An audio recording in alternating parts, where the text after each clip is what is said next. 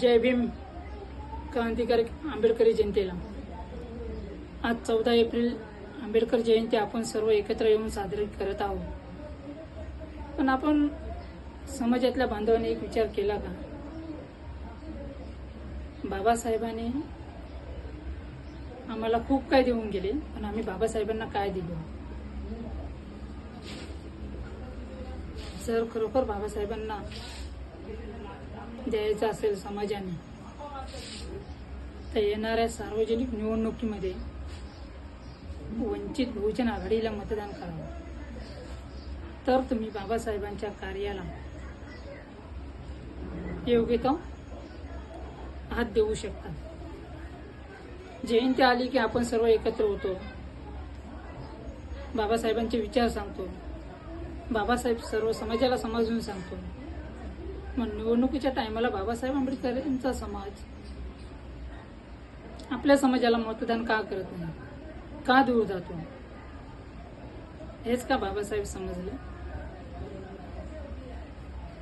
मी बोलतो म्हणून माझ्या बांधवांना राग येत असेल. आपण बाबासाहेबांचे ऋणी आहोत, आणि जर बाबासाहेबांचे ऋण फेडायचं असेल तर येणाऱ्या सार्वजनिक निवडणुकीमध्ये वंचित बहुजन आघाडीला आंबेडकरी जनतेने मतदान करणं गरजेचं आहे.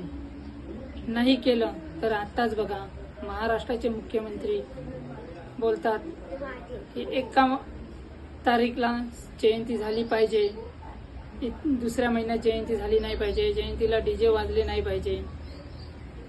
माझं मुख्यमंत्र्यांना एक सवाल आहे, हिंदू धर्मातले येणारे सण, इतर धर्मातले येणारे सण त्यांच्यावरती बंदी का घालत नाही?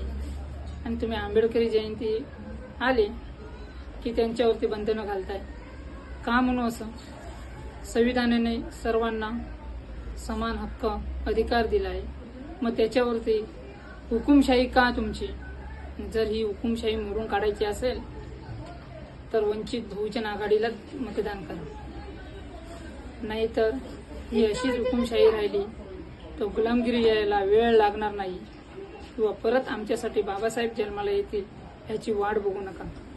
आणि जर हे होऊ नये तर वंचित बहुजन आघाडीला मतदान करा. जय भीम, जय महाराष्ट्र, नमो बुद्ध.